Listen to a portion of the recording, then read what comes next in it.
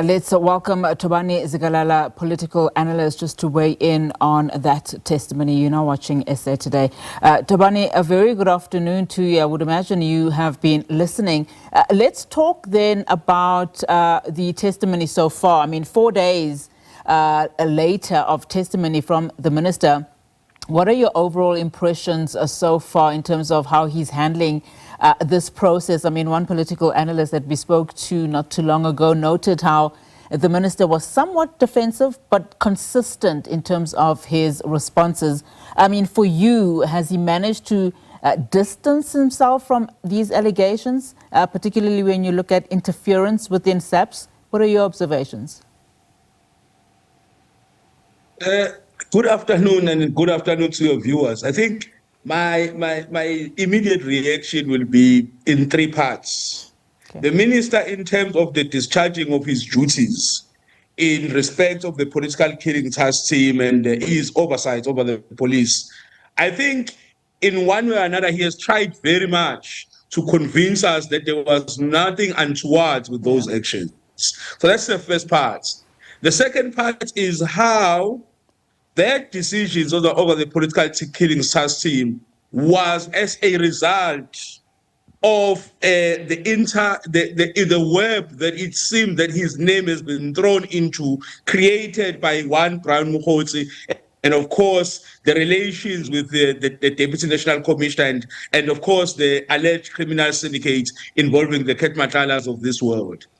And I don't think the minister on that front, he has been very convincing. He's not been very convincing because he tries so hard to distance himself to the only big connection he has with this syndicate, which is Brown Mchunu. Brown Mchunu discusses very sensitive policing issues with the minister. The minister does not raise alarm. He says, I don't respond to these things, but he doesn't raise alarm to what is the interest of Brown Mchunu on these things, and why does he know so much if he has not been the one who's been briefing Brown Mchunu that he has disbanded this, that he's in Lucy at this time and what's called. And I don't think the minister has been convincing in trying to deal with that. But I think also overall is that the minister has tried to do two things at once. Of course, defend himself, because his biggest defense, if you look at it, his biggest defense is that I have no connection and I don't know this criminal syndicate. But that in itself has been done through a lot of semantics, a lot of political spinning, and of course a lot of trying to build a very long-winded contextual responses to these questions that are being asked. And I don't think the minister could say after all of this that he has been convincing overall. But as I was saying, he seems to have a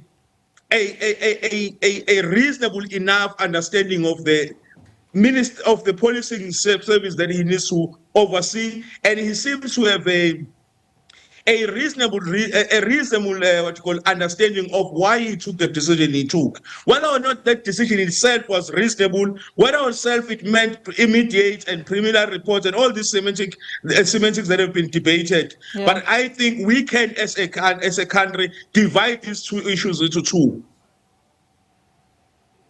Did the minister act within his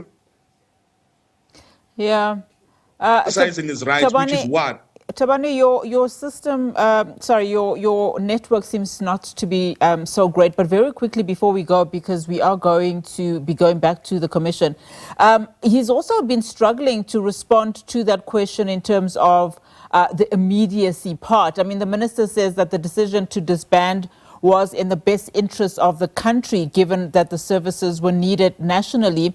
And yet, on the one hand, he did not, want to engage Mkhwanazi. Mkhwanazi tried to meet with him. He ignored his, meeting request. What do we make of that very quickly, as your connection is starting to be unstable?